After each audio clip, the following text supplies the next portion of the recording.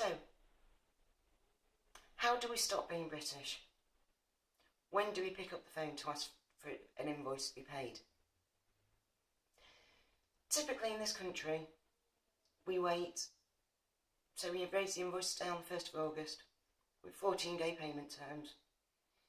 We generally wait until August 15th or later before we pick up the phone. That means you have to have really awkward conversations. You have to ask why an invoice hasn't been paid. You have to mention money at that point. And we don't like doing that. So why wait until it's overdue before you pick up the phone? As a consumer, nowadays, how often do we get to go to Tesco's and say, I'm going to take the shopping, I'm going to go home and eat it, and I'll pay you in 14 days. We don't. What do Tesco's do? They ask for the payment there and then. So you're more than within your right to pick up the phone on August the 3rd, when you sent an invoice out on August the 1st, have a chat to your customer.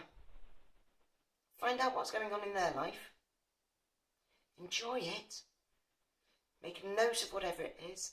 Celebrate what's happening in their life with them. And during that conversation, ask them if they've received invoice 172. If they have received invoice 172, brilliant. But how do you ask the question? It's all in the phrasing. So don't say, I've sent you invoice 72, have you got it? Because immediately you're building a brick wall. You're saying, I've sent it to you, so if you've not got it, it's your fault. No one wants to be faced with that. So say to them, I've sent you invoice 172, have you received it, or has your spam bot eaten it? Like 90% of the people that I talk to in real life, you've probably giggled at that point. Or smiled. And your customer will as well. And they'll probably say, no, it's fine, it's here. Or they'll say, don't think I've got it yet. In which point you turn around and say, that's fine. I've got 5 minutes now. I'll email it over again to you and let me know if you've got it. If you don't receive it, check your spam folder for me. That'd be brilliant.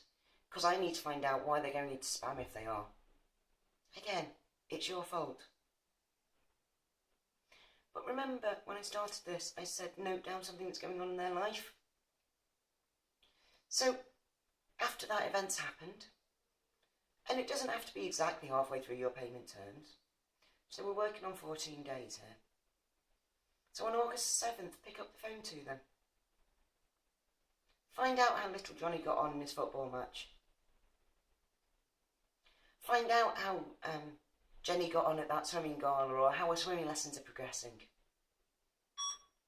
Find out if the husband's finished that huge Lego model. Find out how her garden's progressing. People love to talk about people. People are passionate to talk about themselves. So get them talking about themselves. They will remember you because you remembered them. You remembered a fact about them. And during that conversation, say to them, when we last chatted about your garden, you told me you'd received an invoice 175, which is fabulous. Have you had a chance to look at it? Have you got any questions that I need to answer about it? Either they'll say, I've not had a chance to look at it, which is fine. Say to them, absolutely not a problem, understand everyone's busy. Do you think you'll have a chance over the course of the next 24 hours, and I'll give you a quick buzz back, see if you've got any issues? Generally people will say, yeah, absolutely fine. Or they'll say, yeah, no, I've looked at it, there's no problem.